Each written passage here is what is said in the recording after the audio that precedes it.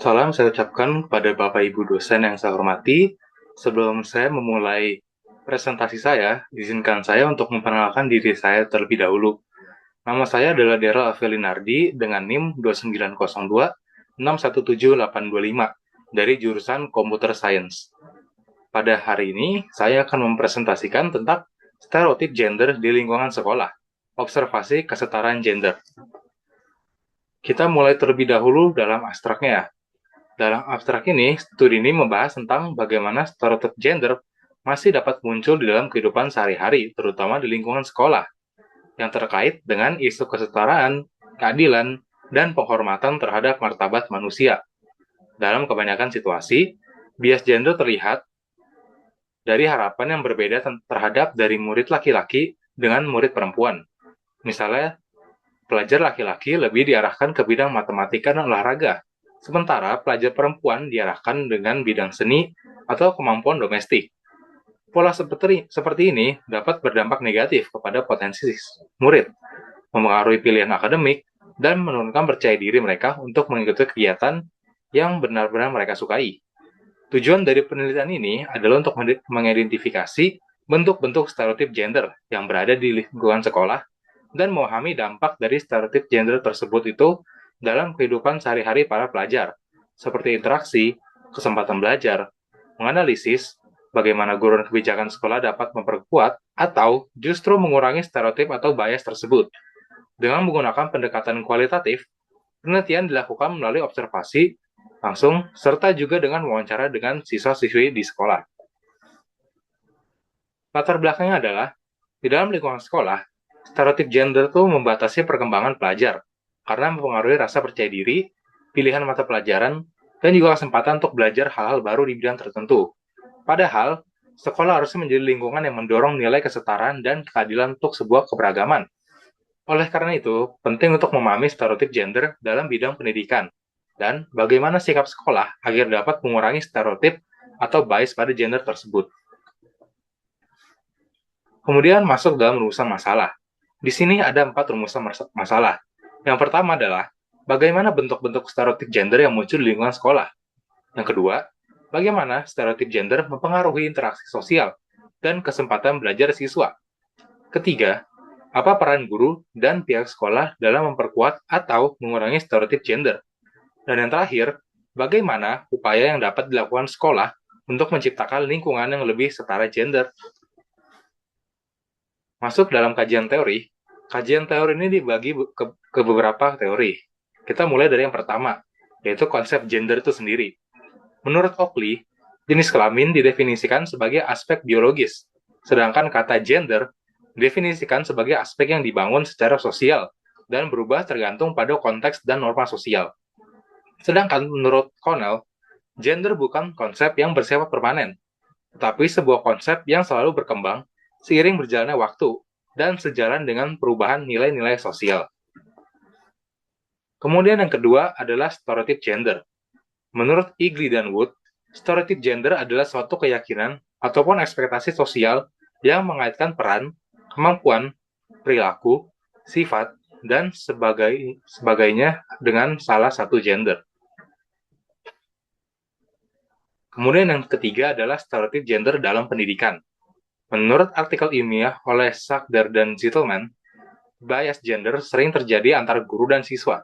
Sebagai contohnya, guru akan cenderung memberikan peran dan tugas fisik kepada kelompok pelajar laki-laki, sementara tugas administratif seperti bendahara, sekretaris, dan tugas yang berhubungan dengan seni kepada kelompok pelajar perempuan. Menurut studi yang dilakukan oleh Eccles, jurusan di bidang sains, teknologi, teknik, dan matematika, atau yang bisa disingkat sebagai STEM, dianggap sebagai bidang yang didominasi oleh kelompok pelajar laki-laki. Sedangkan, itu jurusan pelajaran seperti seni dan humaniora lebih sering dikaitkan dengan kelompok pelajar perempuan. Kemudian menurut Francis dan Skelton, stereotip ini telah mempengaruhi kelompok pelajar perempuan, di mana para perempuan seringkali pasif dalam diskusi kelas karena norma sosial yang mengharuskan para perempuan untuk tidak terlalu banyak berbicara. Kemudian yang nomor 4 adalah peran guru dan sekolah dalam kesetaraan gender. Menurut Mian, untuk menciptakan lingkungan di mana setiap pelajar memiliki kesempatan yang sama dalam aspek-aspek seperti kepemimpinan, diskusi, dan aktivitas kelas, guru perlu peka terhadap perbedaan gender dan memahami stereotip agar dapat mengintegrasikan kesadaran tersebut ke dalam pengajarannya. Sedangkan menurut UNESCO menekankan bahwa kebijakan sekolah yang bertujuan memberikan kesempatan yang sama kepada para pelajar tanpa memandang gender dapat meningkatkan kepercayaan diri dan mengurangi bias dalam pembelajaran. Kelima adalah upaya mengurangi stereotip gender di sekolah. Berdasarkan penelitian Pratiwi, mengadakan program literasi gender sudah terbukti efektif untuk mendidik pelajar tentang pentingnya kesetaraan gender. Metode penelitian. Metode penelitian yang dilakukan dalam artikel ini adalah metode kualitatif, dengan observasi dan wawancara langsung secara mendalam untuk mengumpulkan fakta. Dari penelitian yang dilakukan, untuk memperoleh pemahaman yang lebih fokus dari penelitian yang dilakukan untuk memperoleh pemahaman yang lebih komprehensif dengan persepsi, pengalaman, dan pandangan pelajar terkait isu kesetaraan gender, serta memahami juga konteks sosial yang terjadi antar pelajar. Kegiatan wawancara kami lakukan pada Seman 8, Kota Tangerang, pada hari Jumat, tanggal 21 Oktober 2025, di jam 10 sampai 12, waktu Indonesia Barat. Narasumber yang ada dalam wawancara tersebut adalah murid dari Seman 8, Kota Tangerang itu sendiri.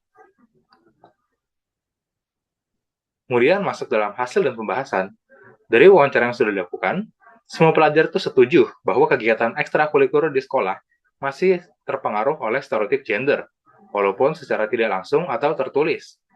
Beberapa kegiatan ekstrakurikuler masih dianggap sebagai kegiatan khusus pelajar laki-laki, sedangkan sisanya untuk pelajar perempuan. Sedangkan, jikalau seorang pelajar mengikuti bidang yang dianggap kurang sesuai dengan stereotip gender yang berlaku, pelajar tersebut mendapatkan respons yang kurang baik, yang dibungkus dalam seperti komentar, candaan, dan penilaian sosial.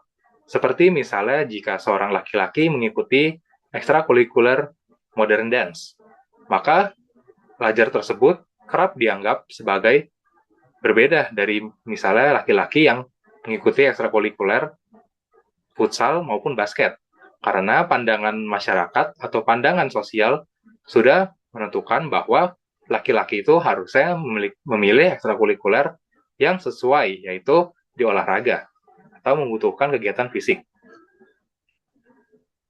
Tapi dalam pembagian tugas dan peran untuk di kelas, kesempatan untuk mengambil peran sangat terbuka bagi semua gender. Walaupun tetap masih ada pengelompokan yang terjadi di dalam tugas berhubungan dengan aktivitas fisik, teknis, perencanaan, pencatatan, dan lain sebagainya.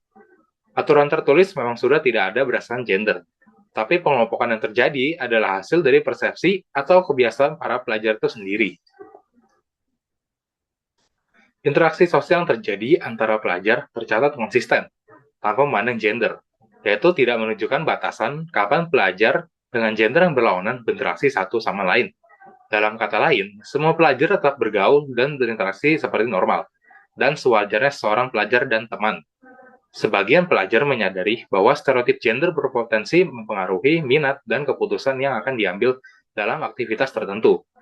Norma sosial yang berlaku sudah sangat melekat di lingkungan masyarakat, sehingga ketika pelajar mengambil aktivitas atau bidang yang tidak sesuai dengan stereotip gendernya, maka akan dianggap aneh atau berbeda. Menurut para pelajar, guru tidak memiliki ekspektasi akademik yang berbeda secara signifikan berdasarkan pembagian gender. Guru lebih fokus terhadap perilaku, nilai, dan kedisiplinan para murid-muridnya. Walaupun sudah diusahakan untuk seimbang, tapi guru masih mengakui adanya perbedaan antara pelajar laki-laki dan perempuan dalam konteks aktivitas fisik. Tapi di luar itu, penentuan peran lebih banyak didasarkan atas kemampuan masing-masing pelajar, bukan pada stereotip gender yang berlaku. Kesimpulannya adalah, berdasarkan observasi dan wawancara yang telah dilakukan, didapati sebuah kesimpulan dalam lingkungan belajar, yaitu guru tidak menerapkan stereotip gender di kelas antara pelajarnya.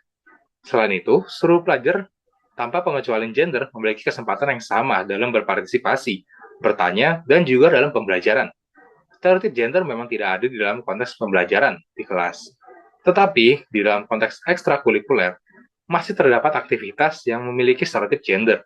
Walaupun stereotip gender masih ada, lingkungan sekolah sedang dalam proses untuk mengurangi bias gender tersebut. Peran dan kesempatan yang akan diambil para pelajar didasari pada keahlian dan kemampuan para pelajar itu sendiri, bukan berdasarkan stereotip gender atau norma sosial yang berlaku.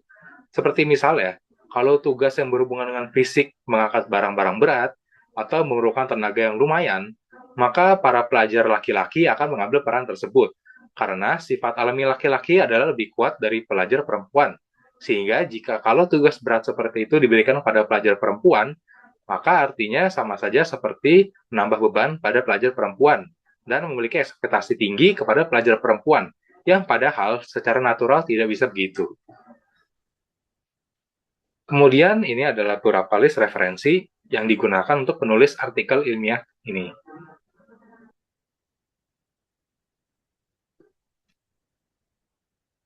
Sekian dari presentasi saya mengenai artikel saya tersebut. Maafkan kesalahan saya jika ada beberapa penyampaian yang kurang ataupun salah penyebutan. Terima kasih.